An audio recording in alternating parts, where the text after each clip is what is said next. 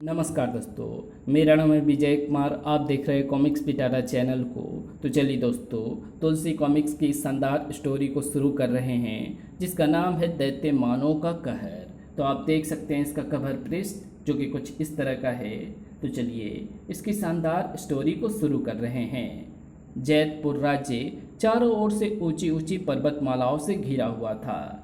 एक दिन जब जैतपुर का राजा कौमुदी सेन अपने महल की छत पर खड़ा था, झप झप, तभी उसकी नज़र आकाश में उड़ते उस विशालकाय पक्षी पर पड़ी।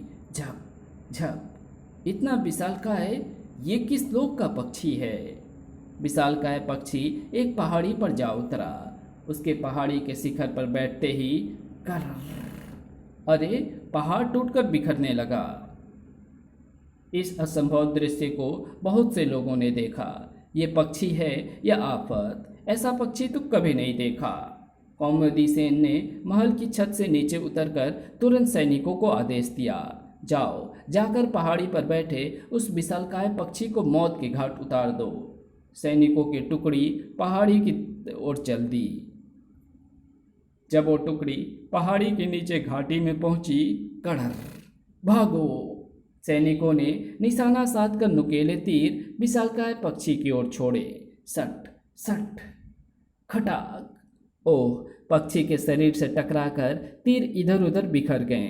पक्षी का शरीर इस बात का लगता है। तभी वो पक्षी उड़ा और, अरे, ये तो हमारी ओर ही आ रहा है, भागो! झप झप, तभी, बचाओ! उसने राम लखन को पकड़ दिया है। अब राम लखन की खैर नहीं। झप झप, बचाओ! पक्षी ने वायुमंडल में चोंच में दबे सैनिक को उछाल दिया। फूं! बचाओ! अगले ही पल, ओह, पक्षी राम लखन को जिंदा निगल गया। गड़प! अब पक्षी उड़ता हुआ दूर चला गया। ये पक्षी के रूप में कैसा जलजला सा आकर गुजर गया। ये मौत का जलजला था माधव। उस रात जैतपुर राज्य में कोई ना सो सका। अगर वो नरभक्षी विशालकाय पक्षी रात में आकर फिर कहीं किसी पहाड़ पर बैठ गया तो? बैठे बिठाए ये क्या मुसीबत सिर पर आ पड़ी। महल में कौमुदी सेन भी बुरी तरह परेशान था। ये पक्षी हमारे एक सैनिक को निगल गया। अगर वो फिर हमारे राज्य में आ गया तो क्या होगा? इसके बाद कई दिनों तक राज्य में शांति रही। लगता है बला टल गई है। फिर एक दिन राज्य के समीप बहने वाली भद्रा नदी में जब एक जलपोत गुजर रहा था, ओह, इतना विशाल पक्षी! ओह, पंखों के कारण नदी में ऊंची ऊंची लहरें उठने लगी है। तभी, बचाओ! तभी ऊपर आकाश में पहुंचकर वो पक्षी उस अभागे को भी निगल गया। ये समाचार जब कौमुदी सेन को मिला, इस प्रकार तो जैतपुर से लोगों का व्यापारिक संपर्क टूट जाएगा। ये नरभक्षी विशाल पक्षी बला की तरह कहाँ से आ टपके? आखिर कहाँ रहते हैं ये? एक दिन उसके दरबार में एक आदमी आया। महाराज, मैंने विशालकाय पक्षियों को दक्षिण दिशा में एक निर्जन द्वीप पर उतरते देखा है। वहाँ बहुत से विशालकाय पक्षी रहते हैं। अच्छा, उस द्वीप तक नौका द्वारा पहुंचा जा सकता है। कौमुदी सेन ने उसी समय कुछ वीर सैनिकों को बुलाया। तुम लोगों को दक्षिण दिशा में उस निर्जन द्वीप पर जाकर विशालकाय पक्षियों का सफाया करना है। सैनिकों की टुकड़ी नौका में बैठकर उस निर्जन द्वीप की ओर चल दी। द्वीप पर पहुंचते ही वे सैनिक सकुशल वहां उतर गए। अभी तक उनके साथ कोई अप्रिय घटना नहीं घटी थी। अभी तो कहीं पर भी वे विशालकाय पक्षी दिखाई नहीं दिए हैं।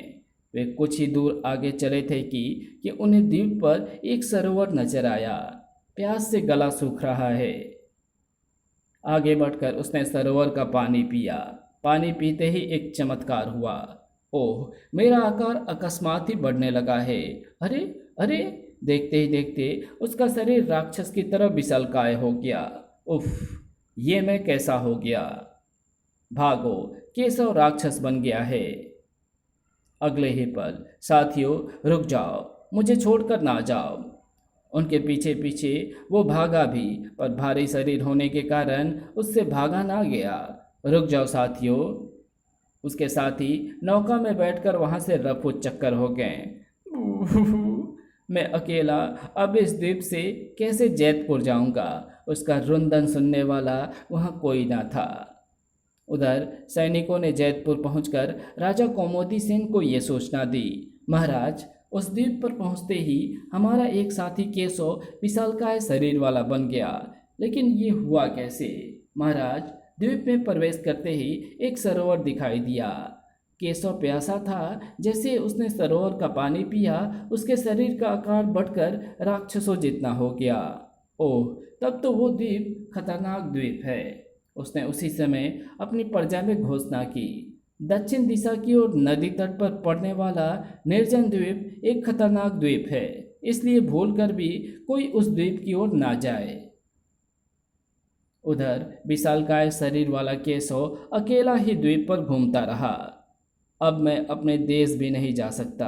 हाय, किस बुरी घड़ी में मैं इस द्वीप पर आया था। अब मुझे इसी द्वीप पर ही अपना शेष जीवन बिताना होगा, पर अकेले यहाँ मन लगे भी तो कैसे?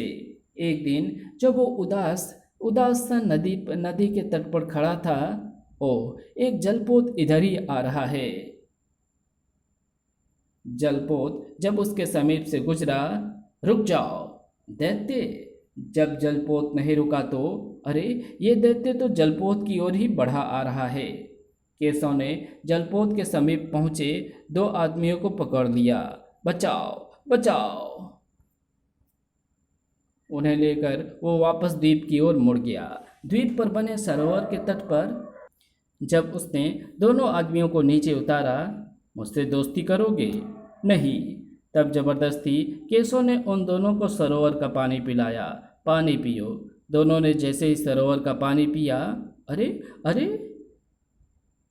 पल भर में ही उन दोनों के शरीर का आकार केशव के आकार का जितना हो गया। अब तुम मुझसे दोस्ती करने से इनकार ना कर सकोगे। फिर तो धीरे धीरे उस द्वीप पर दैत्य मानव की आबादी बढ़ने लगी। दैत्य बने मानव उस द्वीप के समीप से गुजरते जलपोतों पर हमला करते और जलपोत पर से आदमियों को उठाकर द्वीप पर ले आते हैं। द्वीप पर लाकर उन्हें सरोवर का पानी पीने को मजबूर करते हैं और फिर उन्हें अपने जैसा पाकर खुशी से झूम उठते। ओह, हम भी इनके जैसे बन गए। दैत्य बन उन मानव का स्वभाव भी उग्र हो गया था। वे रात के समय द्वीप के समीप लगे नगरों में जाते और नींद में बेखबर सोए लोगों को पकड़ लेते हैं। बचाओ! उन्हें पकड़कर द्वीप पर ले आते हैं और कुछ को सरोवर का पानी पिलाकर अपने जैसे बना लेते हैं। ओह, उन दैत्य मानव का आतंक उन दिनों बढ़ने लगा। आसपास के कुछ नगर तो बिल्कुल ही निर्जन हो गए थे। उनके निवासी नगर छोड़कर अन्यत्र चले गए थे। दैत्य मानव का प्रकोप इतना बढ़ गया है कि ऐसा लगता है कि जैसे थोड़े दिन बाद सब कुछ समाप्त हो जाएगा और पृथ्वी पर एक भी आदमी नहीं बचेगा। जैतपुर ऐसा राज्य था जो उस द्वीप के सबसे नज़दीक पड़ता था, इसलिए कौमुदी सेन का चिंतित होना स्वाभाविक था। दैत्य पक्षियों से छुटकारा मिला नहीं था कि दैत्य मानव का एक नया प्रकोप और पैदा हो गया। कैसे इन लोगों से छुटकारा पाया जाए? एक दिन, पिताजी महाराज, ऐसे कब तक हम आतंक के साए में जीते रहेंगे? दैत्य मानव और दैत्य पक्षियों से छुटकारा पाने का कोई उपाय तो करना ही होगा, लेकिन वो कौन सा उपाय है, यही तो समझ में नहीं आ रहा है युवराज। उपाय हमें खुद ढूंढना होगा पिताजी महाराज। मैं उन दैत्यों से छुटकारा पाने के लिए स्वयं उस द्वीप पर जाऊंगा। तुम जाओगे? हाँ पिताजी महाराज, हाथ पर हाथ रख बैठने से तो काम नहीं चलने वाला है। किसी को तो पहल करनी ही होगी। लेकिन तुम इस राज्य के भावी सम्राट हो, तुम्हें इस द्वीप पर कुछ हो गया तो? पिताजी महाराज, राजा बनकर मुझे इस राज्य की प्रजा की सेवा ही तो करनी है। फिर अभी से ही प्रजा के हितों में क्यों ना सोचना प्रारंभ कर दूं। मुझे उस द्वीप पर जाने से ना रोकिए। जैसी तुम्हारी मर्जी विजय सेन। उस दिन विजय सेन दैत्यों के द्वीप की ओर चल दिया। द्वीप पर पहुंचकर सैनिकों ने इसी द्वीप के बारे में बताया था। इसी का पानी पीते ही मानव दैत्य बन जाते हैं। रात होने तक मुझे झाड़ियों में छिपकर समय गुजारना चाहिए। वो एक झाड़ी के पीछे छिप गया। तभी धप धप, कैसी आवाज़ें हैं ये। उसने झाड़ी के दूसरी ओर झांक कर देखा तो ओह, दैत्य मानो। तभी रात्रि होने पर वो झाड़ी के पीछे से बाहर निकला। दैत्य मानव और दैत्य पक्षी से बाहुबल से तो नहीं निपटा जा सकता, इन्हें तो बुद्धि बल से ही वश में किया जा सकता है, लेकिन कैसे। वो आगे बढ़ा। जब से इस द्वीप पर आया हूँ पानी की एक बूंद भी गले से नीचे नहीं उतरी। क्यों ना इस सरोवर का पानी पीकर प्यास बुझा लूं। उसने पानी पीने को हाथ बढ़ाया ही था कि ठिठक कर रुक गया। कहीं इस पानी में कोई गड़बड़ तो ना हो, मैं इसे पीकर किसी आफत में पड़ जाऊं। तभी ओह, सरोवर के तट पर पत्थर के खिलौने क्यों पड़े हैं। इन्हें यहाँ कौन डाल गया है। कौन खेलता होगा इन खिलौने से। क्या दैत्य मानो। तभी एक चिड़िया पानी पीने तट पर उतरी। उसने सरोवर का पानी पिया। अगले ही पल वो पत्थर की हो गई। ये देख। ओह, तो सरोवर के तट पर पत्थर के जो खिलौने पड़े हुए हैं वे कभी जीवित पशु पक्षी रहे होंगे और इस सरोवर का जल पीने के कारण पत्थर के बन गए होंगे। वो सोच में पड़ गया, ये क्या माया है। सहसा उसके मस्तिष्क में एक विचार आया। हाँ, ऐसा करना ठीक रहेगा। उसने तुरंत एक पत्ते का दोना बनाया और सरोवर का पानी उसमें भरा। अब इस पानी को मैं सरोवर में डाल कर आऊँगा, जिस सरोवर के पानी को पीने से मानव दैत्य बन जाते हैं। उसने ऐसा ही किया। हो सकता है इस तरह दैत्य सरोवर के पानी में पत्थर सरोवर के पानी का असर आ जाए और कुछ बात बन जाए। वो रात इस कार्य को करता रहा। पत्थर सरोवर से दोने को पानी से भरता और उस पानी को दैत्य सरोवर में डाल आता। सुबह सुबह होते ही वो दैत्य सरोवर के समीप एक झाड़ी के पीछे छिपकर बैठ गया। कुछ देर बाद ही कुछ दैत्य स्त्री पुरुष वहां पहुंचे और जैसे ही नहाने के उद्देश्य से उस सरोवर में घुसे, पत्थर के बन गई। ये देख। हुर्रे, मेरी योजना आखिर सफल ही हो गई।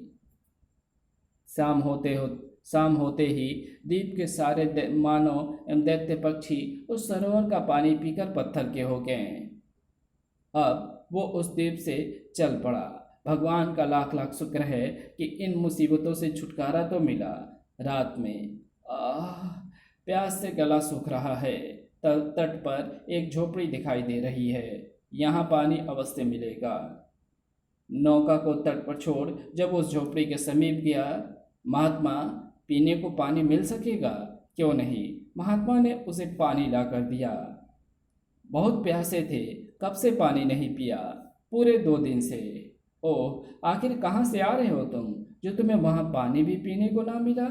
महात्मन, मैं उस द्वीप से आ रहा हूँ जिस द्वीप पर 2 विचित्र एवं जानलेवा सरोवर है, जिनका पानी पीने से लोग दैत्य एवं पत्थर बन जाते हैं। हो, तुम उसी द्वीप पर से आ रहे हो? हाँ, उस द्वीप के विषय में जानते हैं? ये सुन महात्मा ने ठंडे सांस खींची। बड़ी अच्छी तरीके से जानता हूँ उस द्वीप के बारे में। मैंने ही उन सरोवरों का पानी साफ देकर दूषित किया था। ओह, लेकिन आपने ऐसा क्यों किया महात्मन? ये एक विचित्र कहानी है। 1 वर्ष पूर्व उस द्वीप पर 2 भाई रहते थे।